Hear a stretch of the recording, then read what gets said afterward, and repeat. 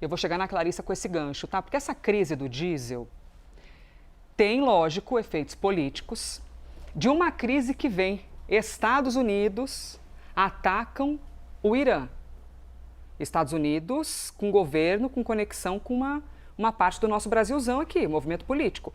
Atacam o Irã, guerra, preço do petróleo, efeito aqui. Mas este movimento político conectado com Donald Trump agora está vindo a público para impulsionar, inclusive, uma greve dos caminhoneiros contra a alta no preço causada pela guerra que começou. Pronto. Tira meu nó, por favor, Clarissa. E de que maneira Flávio Bolsonaro, por exemplo, vai usar isso?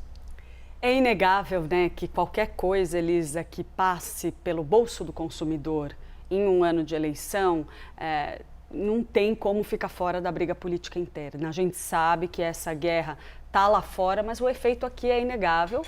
E quando isso mexe com o humor do cidadão, o humor da pessoa que está ali, que tem que abastecer o seu carro, que tem que comprar comida no mercado, porque toda a cadeia de transporte fica impactada, tudo mexe no bolso das pessoas em um ano muito decisivo e ainda mais na largada do período eleitoral. A gente está no que a gente chama no começo da pré-campanha, né? Passou o carnaval, começa a eleição no Brasil.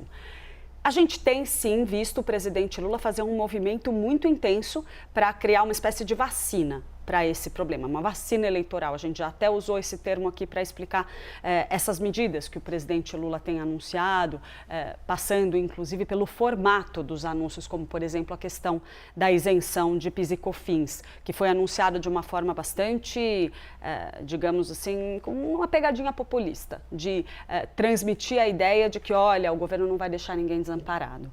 Só que, naturalmente, isso também serve ao campo adversário.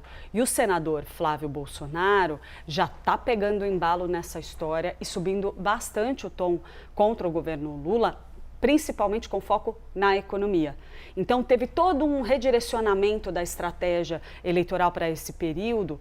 Para quem não se lembra, a gente até comentou ontem ou anteontem aqui, não sei. Algum dia. Que o senador estava fazendo um rearranjo na sua estratégia, estava mudando o seu plano, decidiu adiar o anúncio do seu plano de governo, mudar o discurso e centrar fogo ali em associar, lançar críticas mais duras ao governo federal, intensificar essa polarização, consolidar o seu crescimento.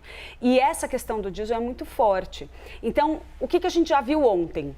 O senador participou de um evento e já começou a verbalizar um pouco dessa estratégia que a gente já estava adiantando. Então, ele criticou as medidas adotadas pelo governo federal, tratou como insuficiente o que está sendo feito para contornar o problema da alta dos combustíveis, disse que há um tratamento equivocado aos caminhoneiros, que o governo não lida da maneira como deveria com esse público e que isso acaba alimentando esse tipo de tensão. E ainda aproveitou para tentar remeter ao passado, dizendo que vai fazer uma gestão parecida com a do seu pai no campo econômico, e sempre fica ali com Flávio Bolsonaro aquela aura de que, calma, meu povo, daqui a pouco eu vou anunciar o meu posto Ipiranga, né, que vai vir, vai chegar.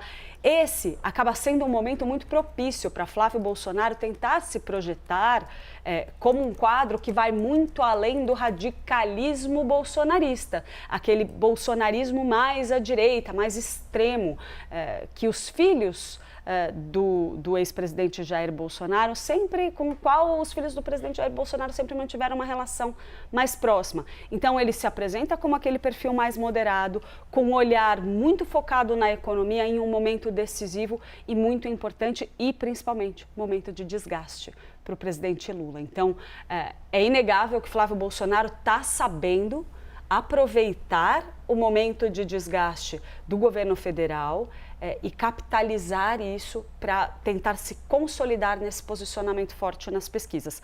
Quando a gente conversa com estrategistas da campanha de Flávio Bolsonaro, a gente vê ali uma preocupação em não subir no salto alto. Eles sabem que essa força nas pesquisas nesse momento ainda é um pouco volátil e que é necessário fazer um trabalho para fincar bem esses votos, esse posicionamento daquele eleitor mais ao centro que está insatisfeito com o governo do presidente Lula. E esse contexto, batendo no bolso do consumidor, por mais que não seja culpa do governo Lula, acaba criando um mau humor e favorece essa estratégia.